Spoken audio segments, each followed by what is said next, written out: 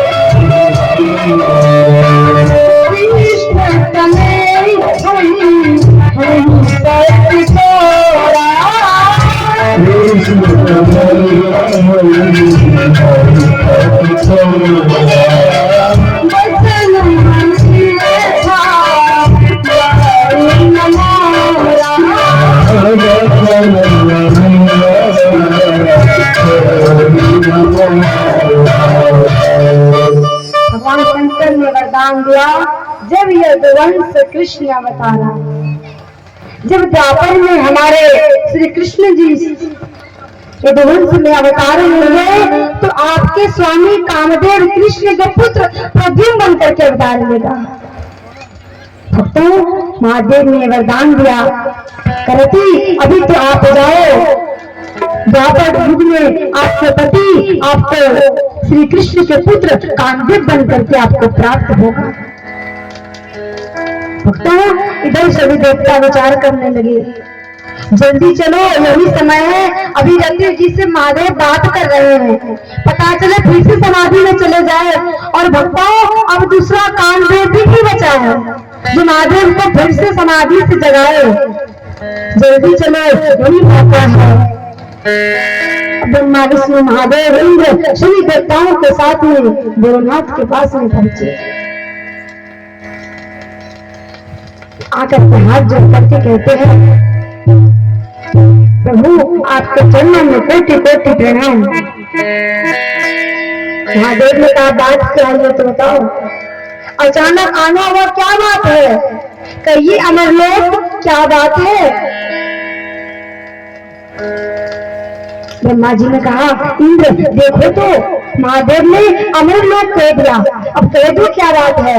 इंद्र ने कहा, मैं नहीं कहूंगा कुछ।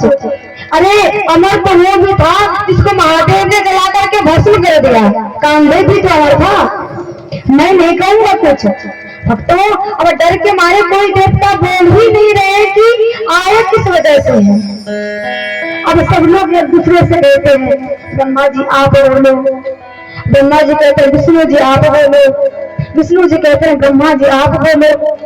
और सभी लोग एक दूसरे में बातें करने लगे। महादेव कहते हैं, अरे बताओ तो बात क्या है? ब्रह्मा जी कहते हैं, अरे महादेव आप तो अंतर्यामी है। महादेव ने कहा, मैं कौन जानू नहीं हूँ, बताओ ब्रह्मा जी बात क्या है? का प्रभु आपने वचन दिया था कि मैं पार्वती के साथ में विवाह करूंगा। हे प्रभु, मैं इसी वजह से आया हूँ और हम सभी देवता अपने इन नेत्रों से आपके विवाह को देखना चाहता हूँ।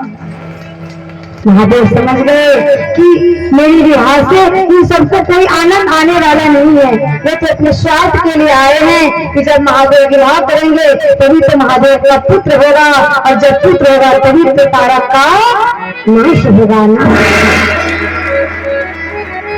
महादेव ने कहा, ठीक है जाइए, जा करके आप लोग विवाह की तैयारी कीजिए।